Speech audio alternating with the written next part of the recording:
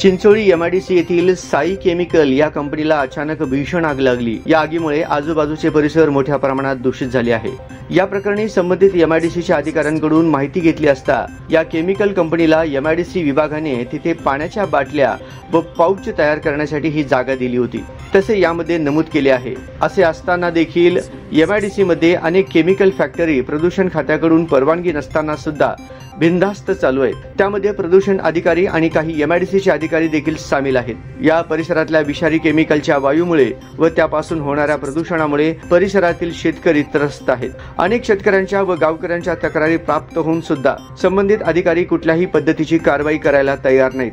दरम्यान या प्रकरणाची प्रहार संघटनेने माहिती घेतली असता साई केमिकल ही कंपनी अवैधरित्या तिथे कंपनी चालवत असल्याचे निदर्शनास आले। याआधीही प्रहार संघटनेने विविध कंपन्यांसंबंधी प्रदूषण विभागाचे मोरे साहेब यांच्याकडे तक्रार केली आहे, परंतु प्रदूषण विभागाचे मोरे यांच्याकडून कसल्याही प्रकारची कारवाई या केमिकल कंपन्यांवर न झाल्याने प्रहार संघटना आक्रमक झाली आहे। येणाऱ्या काळात कारवाई न केल्यास प्रदूषण विभागाचे मोरे यांचे तोंड काळे केल्याशिवाय प्रहार गप्प बसणार नाही, असा इशारा प्रहार संघटनेचे शहराध्यक्ष अजित भाऊ कुलकर्णी यांनी प्रसार माध्यमांशी बोलताना दिलाय।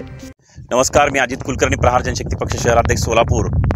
चिंचोळी एमआयडीसी मध्ये काही कामानिमित्त आला असता साई केमिकल नावाची कंपनी पूर्ण म्हणजे आत केमिकल युक्त काही म्हणजे डबे वगैरे एकदम स्फोट होऊन मोठ्या प्रमाणात आग लागली। आपण पाहताय मागच्या बाजूला पूर्ण आजूबाजूचा परिसर दूषित झालेला आहे।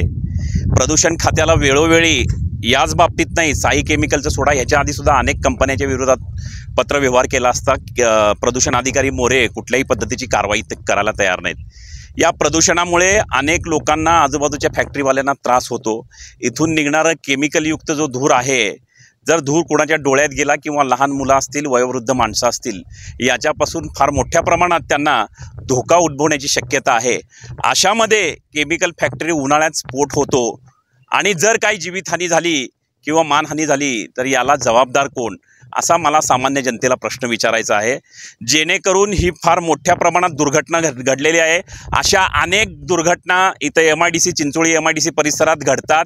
इथं काही लोकांजवळ केमिकलचे लायसन नसताना सुद्धा अनधिकृत आर्थिक देवाणघेवाण करून प्रदूषण अधिकारी असतील किंवा एमआयडीसीचे अधिकारी असतील किंवा संबंधित इकडचे पोलीस प्रशासन असतील, यांना आर्थिक देवाणघेवाण करून हे जे फॅक्टरी आहेत केमिकलचे हे चालवले जातात। याच्यापासून जर दुष्परिणाम झाला किंवा एखादा मोठी घटना जर घडली तर याला कोण जबाबदार आहे? वेळोवेळी पत्र देऊन वेळोवेळी असे अपघात घडतात असं सांगून सुद्धा मोरे कुठल्याही पद्धतीत प्रदूषण अधिकारी मोरे कुठल्याही पद्धतीची कारवाई करायला तयार नाहीत।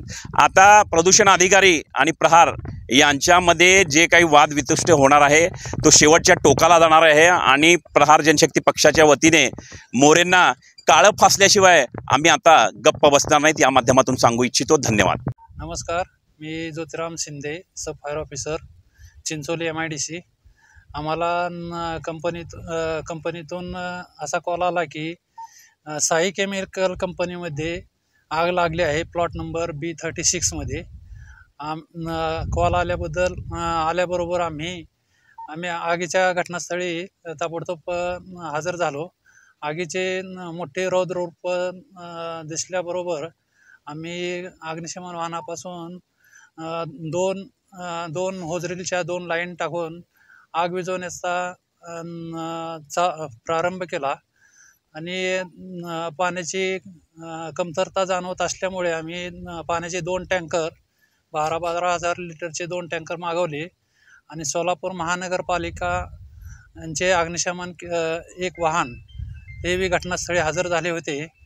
असे आम्ही एकूण आगीच्या घटनास्थळी 36,000 लिटरचे पाणी आम्ही यूज केलेले आहे। आणखी 12 ते 24,000 लिटर पाण्याची अपेक्षता आहे, तरी आग चालू आहे।